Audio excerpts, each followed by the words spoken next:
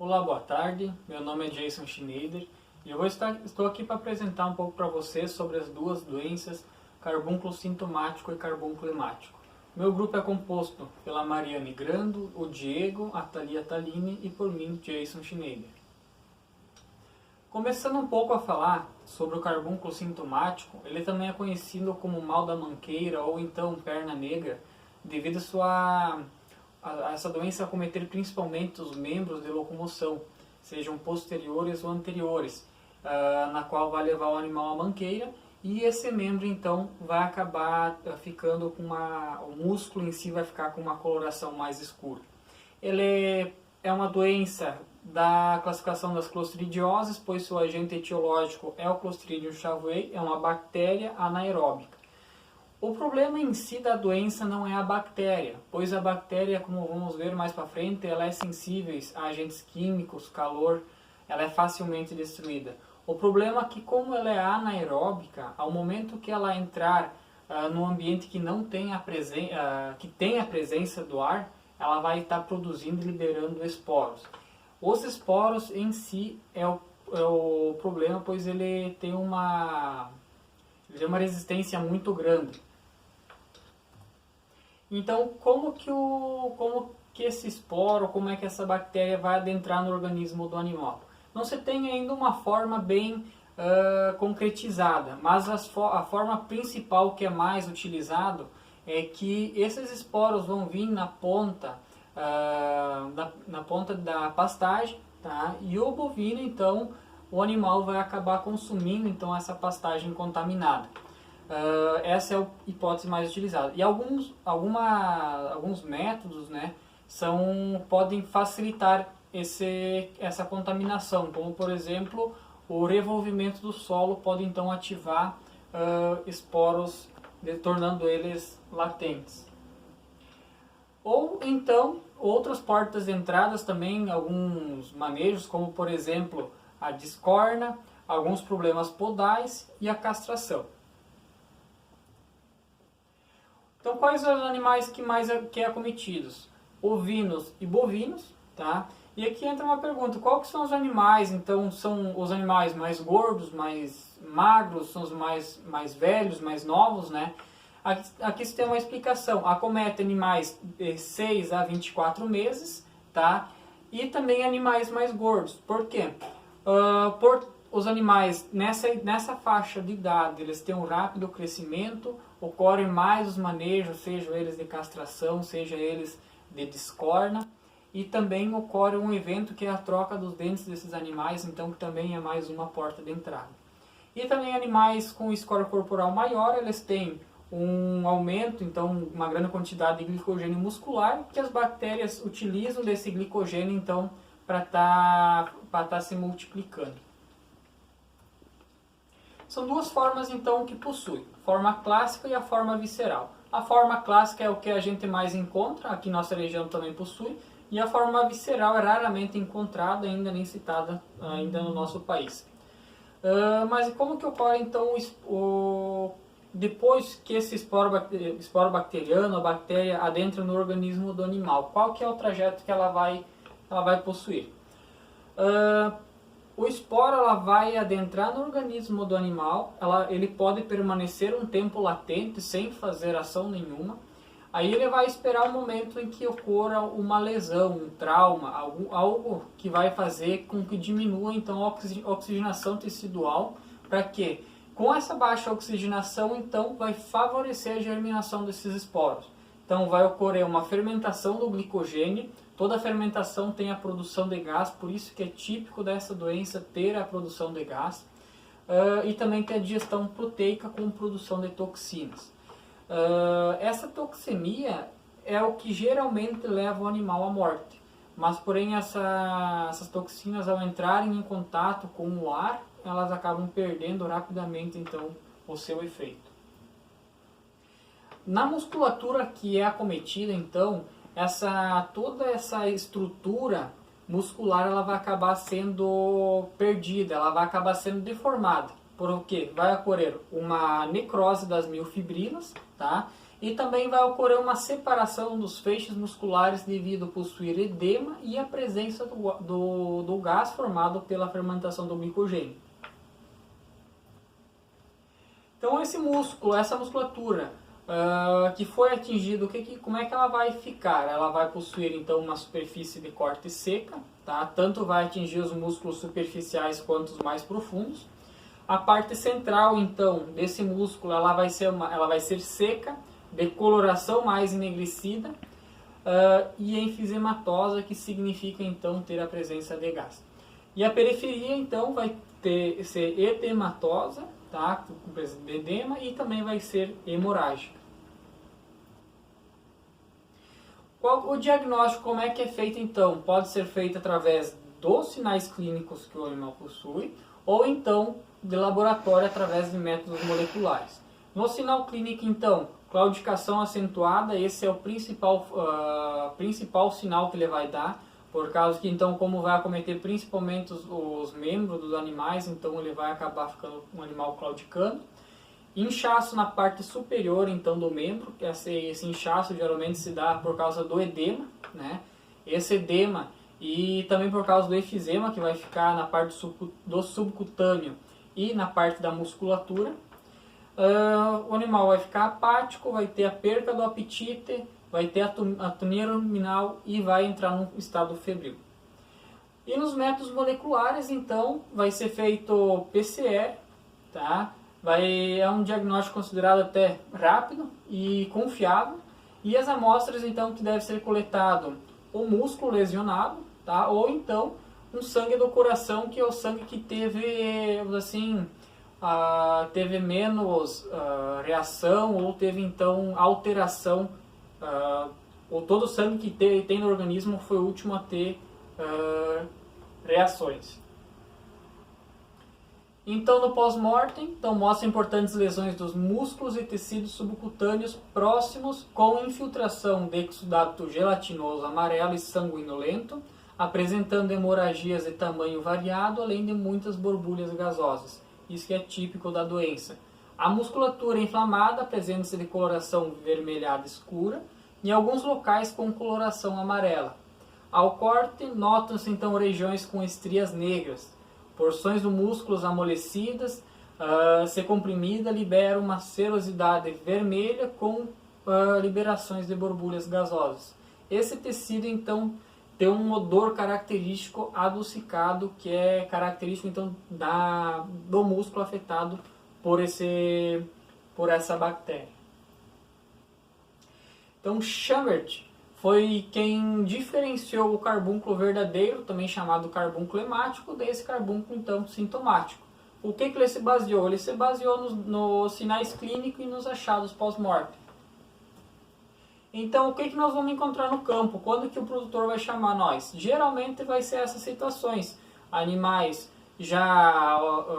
um aglomeramento de animais mortos, animais geralmente são gordos, animais com bom score corporal, vão ser animais que geralmente estão nessa faixa etária de 6 a 24 meses, ou apenas então um animal. Mas aqui nesse momento o produtor vai querer saber o que aconteceu. Aí a gente vai ter que fazer o que? A gente vai ter que buscar doenças, fazer diagnósticos diferenciais, que são diagnósticos para diferenciar e doenças que cursam com a morte súbita. Tá? Então, sejam elas quedas de raio, então, é um exemplo então de um fenômeno, né, que geralmente se tem mais que um animal vai afetar mais que um animal no mesmo local. Hemoglobinúria bacilar, bacilo antrácico, que é o carbúnculo verdadeiro, né? E o edema maligno, então, porém, geralmente acomete só um animal.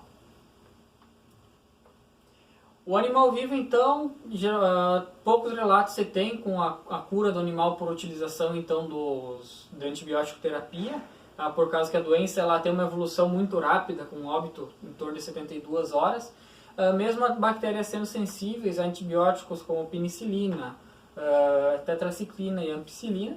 Mas tem-se recomendações, eu achei que uma sugestão de tratamento que é utilizado, que é a administração de penicilina via endovenosa, tá? E depois continuar a fazer a reposição desse tratamento, fazer muscular, no local afetado, então, no músculo que foi afetado, por exemplo, lá no quarto, por exemplo, ali na paleta, né? Ou, enfim, o músculo que foi afetado a fazer a administração nesse local. Falando um pouco então sobre o carbúnculo hemático, essa doença tem então tem que ter um cuidado um pouco maior por causa que ela tem caráter zoonótico. Ela nas pessoas é chamada de pústula maligna. É causada pelo bacilo anthrax, tá? É uma bactéria anaeróbica, mesmas características então, com presença de ar, ela vai estar liberando esporos e sem o ar, então ela vai ter a multiplicação da própria bactéria e tendo liberações de toxinas. É uma bactéria gram positiva e vai afetar então tanto bovinos quanto ovinos, caprinos e também o homem. É uma doença então que ela tem distribuição mundial. Hoje, os países que já tiveram um bom controle zoonótico já no tempos anteriores, já vem tendo um tempo já um bom controle zoonótico. Hoje já não se tem tanto problema. Um exemplo é o Brasil, que nós podemos, tem-se poucos dados sobre esse assunto, né?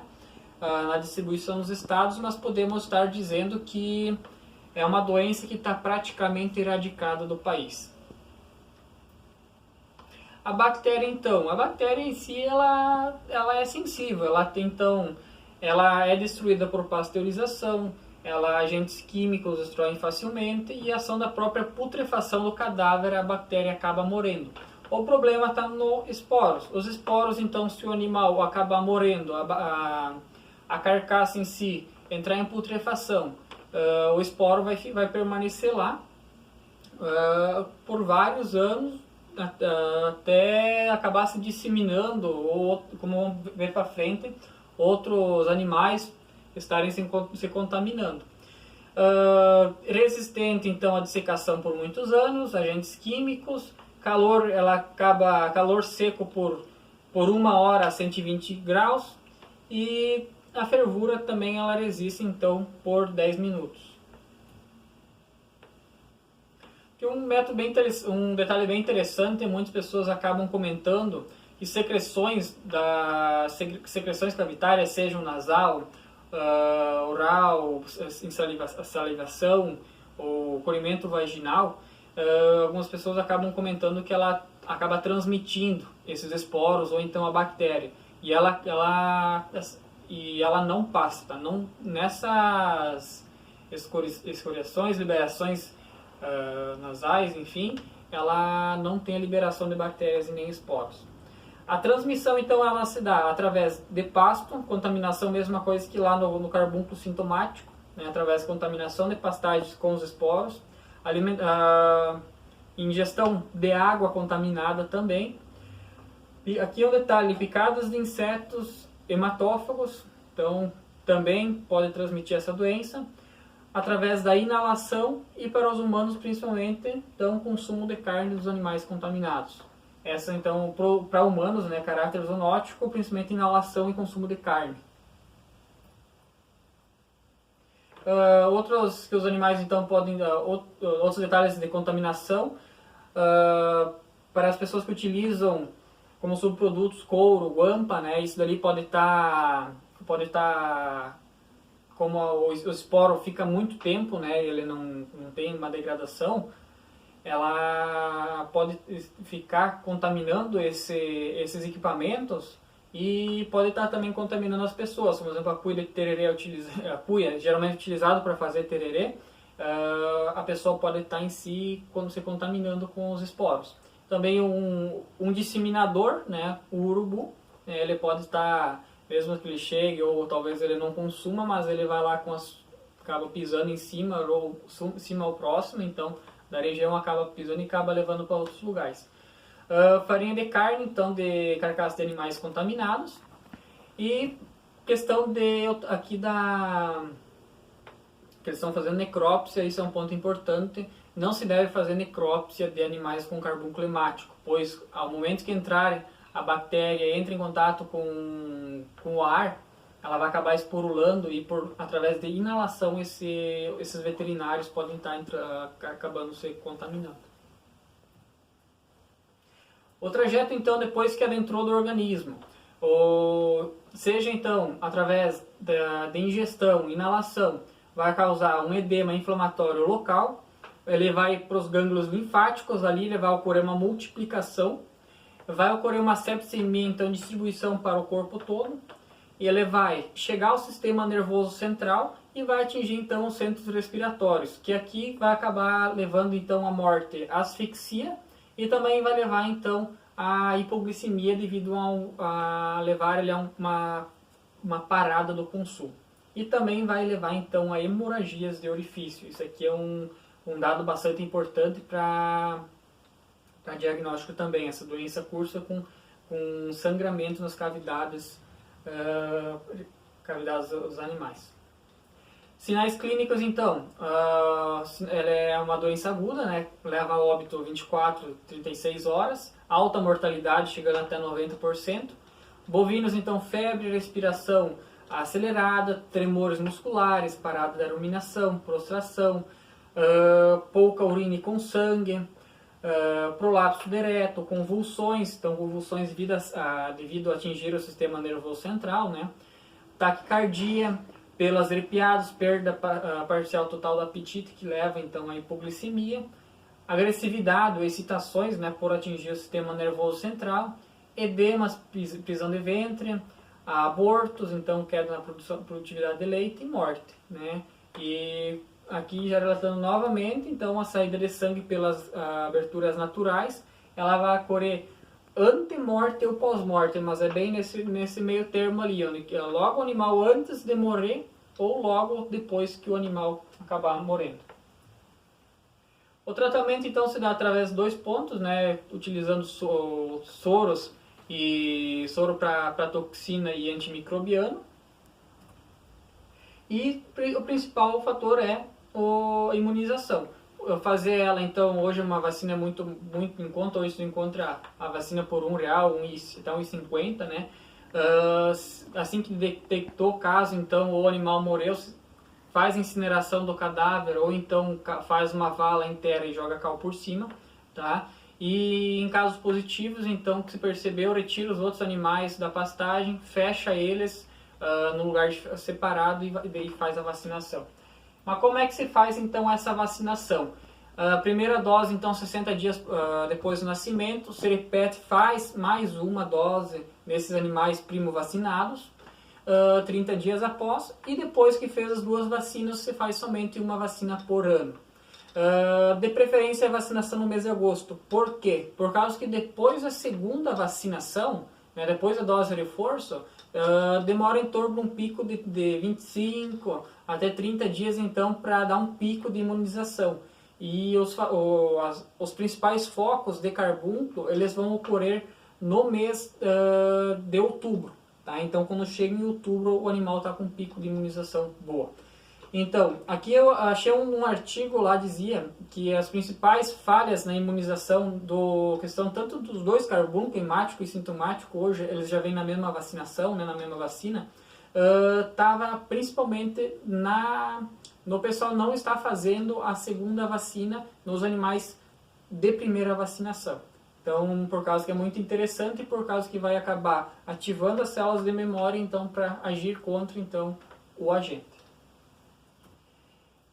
E esses aqui, então, a pústula maligna, que é as lesões, então, que ocorrem nos humanos. Então, cuidado por causa que isso acaba sendo uma zoonose. Essa foi minha apresentação. Obrigado pela atenção.